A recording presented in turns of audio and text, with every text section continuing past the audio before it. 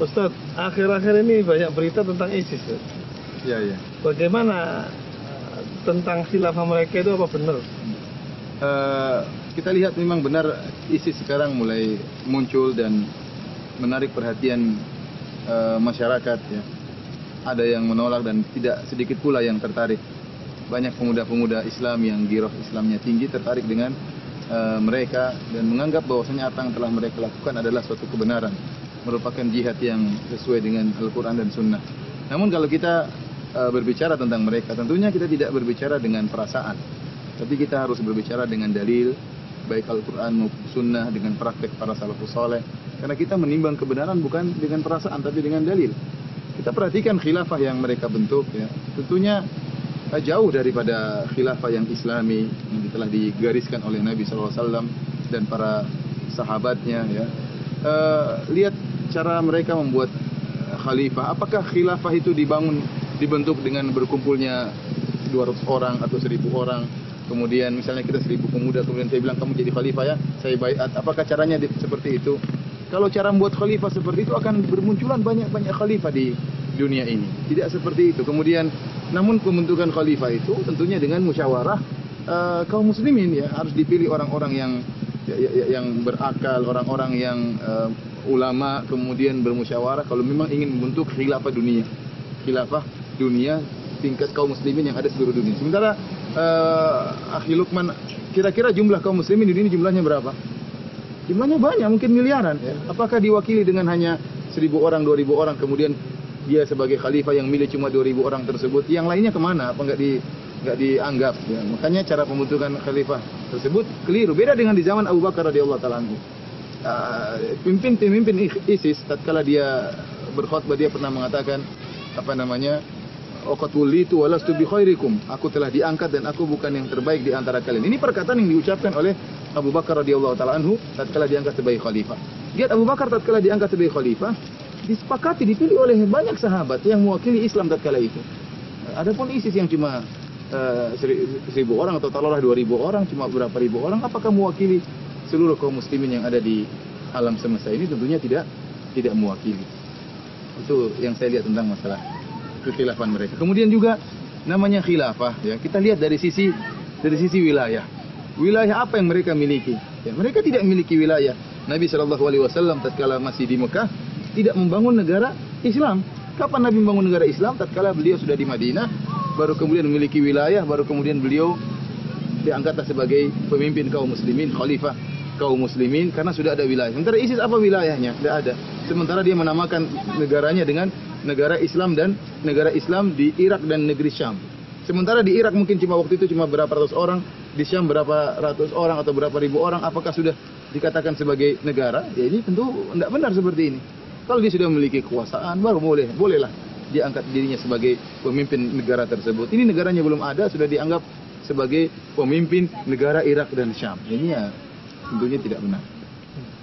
Terus bagaimana dengan khalifah-khalifah yang sebelumnya pernah ada? Iya benar, memang masalah ISIS memang bukan fenomena yang baru, akhi. Yang mengaku sebagai khalifah sudah banyak sebelum ISIS dan akan datang setelah ISIS pembentukan khalifah. Contohnya di tanah air kita sudah ada beberapa khalifah. Di tanah air kita ini jangankan ISIS, sudah ada khalifah sebelumnya. Sudah khalifah yang memiliki jabatan, punya kerajaan bayangan, kemudian memiliki orang-orang yang berbaiat kepada sang raja. Di tanah air kita beberapa khalifah. Padahal kita tahu dalam aturan Islam, kalau memang itu raja adalah khalifah atau khalifah kaum muslimin dunia, maka kalau ada khalifah yang kedua, maka harus dibunuh. Kalau ada orang ngaku sebagai khalifah yang kedua, maka harus dibunuh. Kata Nabi SAW, fa in jaa akhar fadribu unuqal akhar, ya.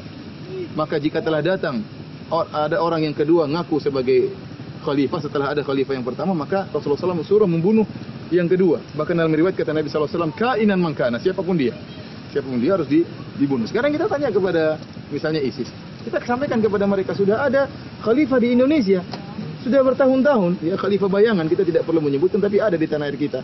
Harusnya mereka membaiat khalifah Indonesia, ya. Yang lebih awal harusnya aturannya seperti itu. Mungkin mereka mengatakan khalifah Indonesia tidak sah. Loh, kalau kamu mengatakan tidak sah, kenapa kamu sah? Apa syarat-syaratnya sah itu? Kok kamu sah yang lain tidak sah? Sebelum kamu sudah banyak khalifah-khalifah. Sementara masih ada juga kelompok yang mencari khalifah. Dia tidak mau bayar. Kenapa tidak? Karena menganggap engkau tidak sah. Kemudian kalau kita bicara tentang perjuangan, yang berhak untuk membentuk khalifah bukan ISIS. Lihat saudara-saudara kita yang berjuang di Suriah bertahun-tahun lamanya. ISIS baru muncul berapa lama? Baru sebulan mungkin atau berapa waktu yang singkat. Sementara mereka-mereka yang sebelumnya ada yang sudah berjuang jumlahnya lebih banyak, lebih berjuang lebih dulu, lebih dipercaya oleh masyarakat dunia. Mereka tidak membentuk khalifah. Kalau mau bentukan khalifah maka mereka lebih dahulu lebih utama daripada ISIS. Seperti itu. Terus ada ucapan bahwa mereka ini, ciri-ciri mereka ini mirip sekali dengan ciri-ciri Khawarij. Apa betul itu? Kenyataan yang ada dari uploadan yang ada di internet, bagaimana mereka membunuh kaum muslimin, menyembelih kaum muslimin, pemandangan yang sangat sadis ya, sangat mengerikan. Yang membunuh misalnya ISIS, orangnya berjenggot, yang dibunuh juga berjenggot. Yang membunuh bertakbir Allahu Akbar, yang terbunuh juga bertakbir Allahu Akbar. Yang membunuh mengucapkan la ilaha illallah, yang terbunuh juga mengucapkan apa? La ilaha illallah. Pembunuhan dengan sadis. Ini ciri-ciri orang-orang Khawarij. Sikap ISIS seperti itu dibangun di atas pemikiran takfiri, mudah mengkafirkan orang di luar mereka, mudah dikafirkan. Orang-orang yang tidak setuju dengan mereka dikafirkan, orang-orang yang tidak berbaiat kepada mereka dikafirkan. Padahal dalam aturannya, taruhlah kita bilang, taruhlah ISIS itu adalah kelompok yang sah, khalifah yang sah.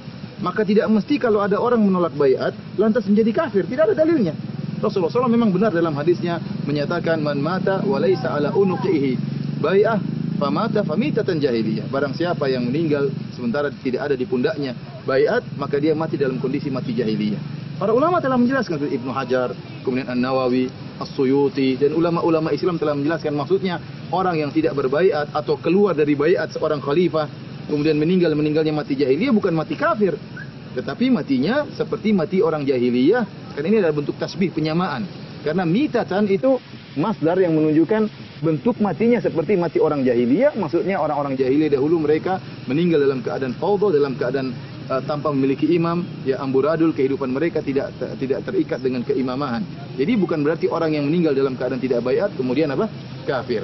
Sementara kita lihat ini dipraktikkan di tanah air kita. Ada kelompok yang memiliki imam, memiliki istilahnya raja bayangan.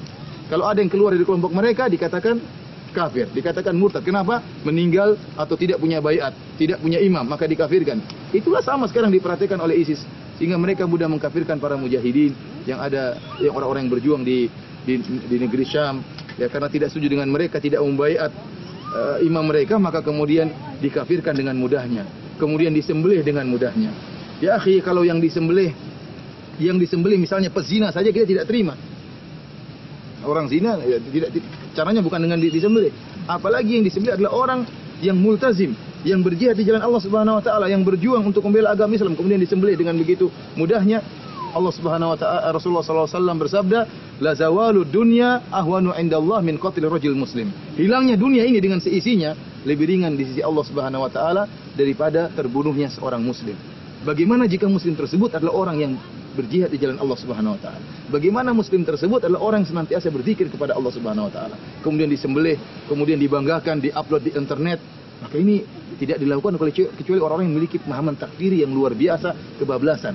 Sehingga kita dapati, ya akhi, sampai orang sebagian syekh-syekh yang selalu memiliki pemikiran takfir, ada sebagian syekh-syekh yang mudah mengkafirkan, seperti mengkafirkan pemerintah Saudi, mengkafirkan raja-raja Saudi, bahkan berani mengkafirkan para ulama Saudi. Syekh-syekh yang suka mengkafirkan ini saja tidak setuju dengan mereka. Kenapa? Karena mereka, cara pentakfiran mereka terlalu parah, kebablasan, berlebihan. Saya tidak pernah, selama saya berdakwah, tidak pernah menemukan model pengkafiran seperti dilakukan oleh ISIS. Luar biasa, mudah sekali mengkafirkan para pejuang. Misalnya orang-orang yang sedang berjuang di Palestina, Hamas, ya, dikafirkan. Kemudian yang berjuang di Suriah, kemudian apa?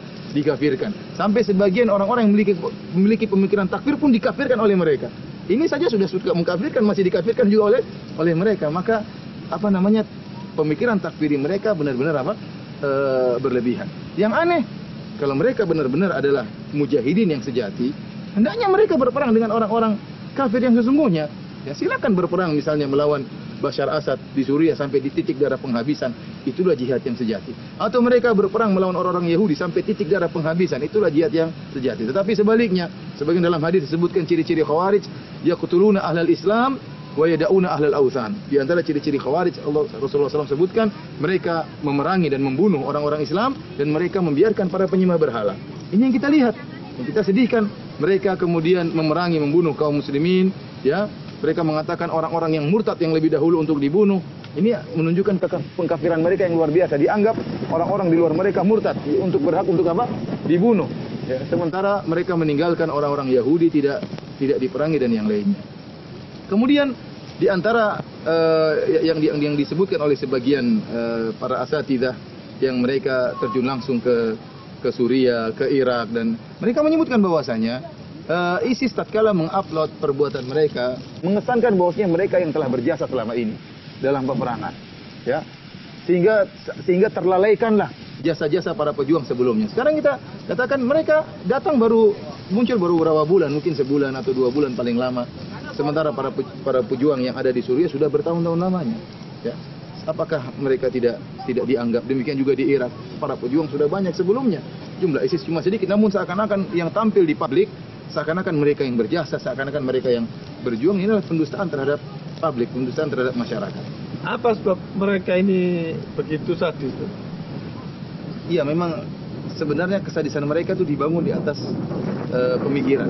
Pertama tadi telah kita jelaskan karena pemikiran takfir mereka yang berlebih-lebihan. Yang saya katakan, saya tidak pernah melihat pentakfiran seperti model yang dilakukan oleh ISIS sekarang. Sudah ada model orang-orang yang suka mengkafirkan sebelumnya, namun tidak sesadis takfiri ISIS yang begitu mudah mengkafirkan, yang tidak setuju dikafirkan, yang tidak berbaiat dikafirkan, yang tidak berpendapat dengan mereka dikafirkan. Ini pengkafiran yang sangat mengerikan. Kemudian di antara syubhat atau kerancuan pemikiran yang ada di benak mereka, yaitu mereka menganggap bahwasanya kondisi kaum muslimin cuma satu, yaitu kondisi perang terus. Yang kedua, mereka menganggap bahwasanya orang kafir harus diperangi terus. Ini dua pemahaman yang keliru. Kondisi kaum muslimin tidak selalu dalam kondisi perang. Kita lihat bagaimana Nabi SAW tatkala masih di Mekah, beliau tidak berperang. Tatkala Bilal disiksa, tatkala keluarga Ammar bin Yasir dibunuh, Nabi SAW bahkan tidak bisa membantu mereka. Bahkan Nabi hanya mengatakan, sabran ala Yasir, fa inna mau'idukumul jannah. Wahai sabarlah keluarga Yasir, sungguhnya Allah menjanjikan surga bagi kalian. Tatkala Nabi SAW sudah pergi ke Madinah, di awal juga tidak terjadi peperangan. Di awal perjanjian damai dengan orang-orang Yahudi, bahkan tinggal dalam satu negara, ada perjanjian yang mereka lakukan. Demikian juga Nabi SAW tatkala pernah melakukan perjanjian damai, perjanjian Hudaybiyah dengan orang musyrikin. Ya, oleh karenanya harus melihat situasi dan kondisi. Tidak selalu kondisi harus perang terus. Ya, lihat kondisi kaum muslimin dan lihat kondisi bagaimana kekuatan kaum muslimin. Oleh karenanya menganggap kondisi harus selalu perang terus, ini adalah pemahaman yang keliru.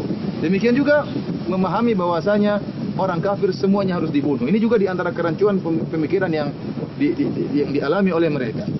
Para ulama telah menjelaskan bahwasanya orang kafir ada beberapa macam. Di antaranya kafir muahad. Kafir muahad ini adalah orang kafir yang berperang dengan kita, ya. Namun ada perjanjian damai. Sebenarnya berperang, tapi ada perjanjian gencatan senjata, maka tidak boleh dibunuh. Maka Rasulullah SAW mengatakan, man qatala muahadan lam yarah raihatal jannah. Barang siapa yang bunuh seorang kafir yang ada perjanjian damai, maka tidak akan mencium bau surga. Padahal dia orang kafir. Padahal sebelumnya dia berperang. Namun tatkala terjadi gencatan senjata tidak boleh, karena Islam menjunjung tinggi kejujuran. Ada perjanjian maka tidak bisa dilanggar. Yang ini tidak boleh dibunuh. Yang kedua, kafir dhimmi. Kafir dhimmi adalah orang kafir yang tinggal di kawasan kaum muslimin dengan membayar pajak, ya, atau membayar upeti sebagai tanda ketundukan. Mereka juga tidak boleh dibunuh. Kemudian kafir musta'man. Kafir musta'man demikian. Kafir musta'man yaitu orang kafir yang datang dari negara yang sedang berperang dengan kaum muslimin. Sedang berperang, tapi dia ingin masuk karena ada keperluan dan minta pengamanan. Tatkala kaum muslimin setuju untuk mengamankan dia, maka tidak boleh berbuat curang, tidak boleh berkhianat. Tatkala disetujui untuk, padahal ini berperang ini, namun tatkala disetujui untuk diamankan, maka tidak boleh dibunuh. Yang boleh dibunuh cuma satu model orang kafir. Jadi 3 model orang kafir tadi semuanya nggak boleh dibunuh. Yang boleh dibunuh cuma kafir harbi, itu kafir yang sedang apa? Yang sedang berperang. Makanya aneh sekarang ini. Jadi seperti sebagian saudara-saudara kita dari Indonesia, dia di Indonesia, saudara-saudara kita kemudian tertarik dengan ISIS dan ingin membayat ISIS, sementara ISISnya di mana? Di Irak. Dan ini mengatakan kalau tidak ada perang di sana, perangnya di sini. Ya gimana mau perang di sini? Mau lawan siapa? Ya. Akhirnya semua orang-orang yang tidak, misalnya pemerintah dikafirkan, kemudian dibom, polisi dibom. Ya, ini kan lucu. Polisi yang harusnya mengamankan malah dibom sama mereka. Jadi saya katakan bahwasanya tidak semua orang kafir harus apa? Dibunuh, ya. Tidak seperti yang mereka sangkakan. Kemudian kita lihat juga efek buruk dari munculnya ISIS ini. Lihat, mungkin mereka menganggap ini adalah perjuangan yang hebat. Namun bagaimana pandangan orang-orang kafir terhadap kaum muslimin? Begitu sadisnya, kemudian kesadisan tersebut mereka banggakan, mereka uploadkan, ditonton oleh orang-orang kafir. Lihat bagaimana Islam seperti ini. Semakin buruk bagi orang-orang yang berpenampilan Islami. Lihat orang-orang yang jenggotan tertuduh semua ISIS. Antum jangan-jangan ISIS bukan? Jadi tertuduh orang yang punya jenggot dianggap sebagai apa? ISIS. Pandangannya selalu negatif. Konotasi selalu terdapat dalam benak mereka melihat orang yang berjenggot seakan-akan Islam adalah orang yang sangar. Bagaimana orang masuk Islam begitu? Mana Islam din rahmat? Mana Nabi dikatakan Nabi rahmat? Nabi rahmat. Mana hilang semua dengan kesadisan seperti ini? Ya, tidak pada tempatnya. Beda kalau dalam peperangan. Orang kalau perang dalam sadis dalam peperangan wajar. Dia dalam perang dia dibunuh atau dia membunuh, tapi ini modelnya tidak. Modelnya sangar, kemudian yang dibunuh juga kaum muslimin, kan mengerikan seperti ini. Kemudian akhirnya efek yang buruk juga dialami sebagian saudara-saudara kita tatkala ingin membangun masjid di negara-negara kafir, dilarang. Tatkala muncul isu ISIS ini, dilarang, tidak diizinkan oleh pemerintah kafir. Padahal betapa banyak saudara-saudara kita minoritas yang tinggal di negara-negara kafir, alhamdulillah Islamnya bisa berkembang, dakwahnya bisa berkembang. Nanti gara-gara ISIS ini akhirnya mereka ditekan, tidak bisa bergerak, membangun masjid saja dilarang. Dampaknya buruk bagi kaum muslimin secara umum. Kita berharap saudara-saudara kita yang ada di ISIS, terutama saudara-saudara kita di tanah Indonesia yang tertarik dengan mereka, agar merenungkan akan hal ini sebelum mereka kemudian maju tanpa ilmu, ingin mengorbankan jiwa raga mereka. Benarkah langkah yang telah mereka lakukan? Tidakkah mereka bertanya kepada para ulama? Tidakkah mereka berdiskusi? Ingatlah bahwasanya ulama-ulama jihad yang selama ini mereka jadikan pegangan ternyata membantah ISIS. Terus siapa ulama mereka kalau begitu? Sementara ulama-ulama yang selama ini mereka jadikan pegangan membantah mereka. Terus sekarang siapa ulama mereka? Apa kita bergerak tanpa bertanya kepada para ulama? Pilih ulama yang kau sukai. Pilih ulama jihad yang kau sukai. Tanyakan kepada mereka apakah ISIS ini benar. Wallahu ta'ala alam bisawab. Syukran. Ya, sama-sama.